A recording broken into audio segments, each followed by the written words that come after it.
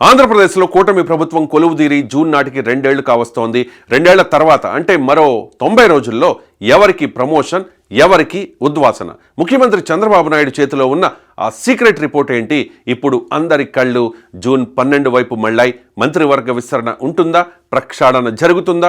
జనసేన నుంచి నాగబాబు ఎంట్రీ ఖాయమైన అందరినీ ఆశ్చర్యపరిచేలా చంద్రబాబు సిద్ధం చేస్తోన్న ఆ పొలిటికల్ థ్రిల్లర్ ఏంటి? జూన్ 12, 2024 ఆంధ్రప్రదేశ్ చరిత్రలో ఒక కొత్త అధ్యాయం మొదలైన రోజు. టీడీపీ, జనసేన, బీజేపీ కూటమి ప్రభుత్వం ఏర్పడిన రోజు. మరో 3 నెలల్లో కూటమి ప్రభుత్వానికి 2 ఏళ్లు పూర్తి కాబోతూ ఉన్నాయి. ఈ ప్రయాణంలో కొందరు మంత్రులు దూసుకుపోతుంటే మరికొందరు వెనకబడ్డారు. అందుకే ఇప్పుడు సర్జరీకి షఫ్లింగ్కి సమయం ఆసన్నమైందనే టాక్ వినిపిస్తోంది. ఇది కేవలం మంత్రివర్గ విస్తరణ కాదు, 2029 లక్ష్యంగా చంద్రబాబు చేస్తోన్న ఒక భారీ పొలిటికల్ రీస్ట్రక్చర్. మంత్రివర్గంలో మార్పులు అనగానే గతంలో మొదట వినిపించిన పేరు వాసంశెట్టి సుభాష్.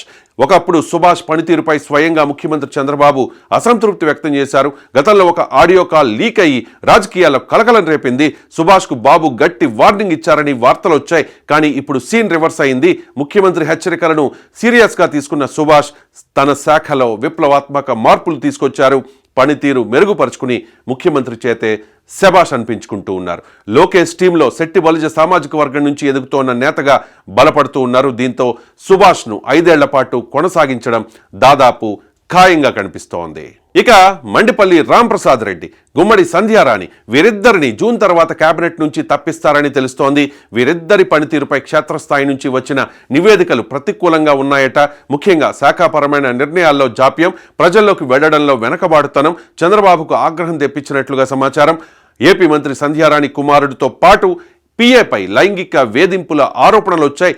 తనను వేధిస్తూ ఉన్నారని పోలీస్ స్టేషన్లో ఒక మహిళ ఫిర్యాదు కూడా చేసింది. ఈ అంశంపై చంద్రబాబు సీరియస్ అయ్యారనే వార్తలు కూడా వినిపించాయి. ఇక మండిపల్లి రాంప్రసాద్ రెడ్డి భార్య పోలీసు అధికారులతో వ్యవహరించిన తీరు అప్పట్లో సంచలనం రేపింది. ఈ విషయంలో చంద్రబాబు కూడా రాంప్రసాద్ రెడ్డికి గట్టి క్లాస్ తీసుకున్నారట. ప్రజలతో కానీ ప్రభుత్వ అధికారులతో కానీ పద్ధతిగా వ్యవహరించకపోతే సహించరు చంద్రబాబు నాయుడు. ఈ విషయంలో ఎంతటి వారైనా కూడా లెక్క చేయరు. ఈ ఇద్దరు మంత్రుల స్థానాలను కొత్త వారితో భర్తీ చేసే అవకాశాలు కనిపిస్తూ ఉన్నాయి. వీరి ప్లేస్లో సామాజిక సమీకరణాలను బ్యాలెన్స్ చేస్తూ కొత్త ముఖాలకు అవకాశం ఇవ్వబోతూ ఉన్నారని పొలిటికల్ సర్కిల్లో టాక్ వినిపిస్తోంది. ఏపీ పొలిటికల్ థ్రిల్లర్లో అసలైన twist mega brother Nagababu entry. Janasena నుంచి నాగబాబుకు మంత్రి పదవి ఇస్తామని చంద్రబాబు ఎప్పుడో మాటిచ్చారు.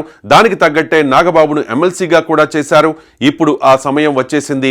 జనసేన కోటాలో నాగబాబు కేబినెట్లోకి రావడం దాదాపు ఖరారైపోయింది.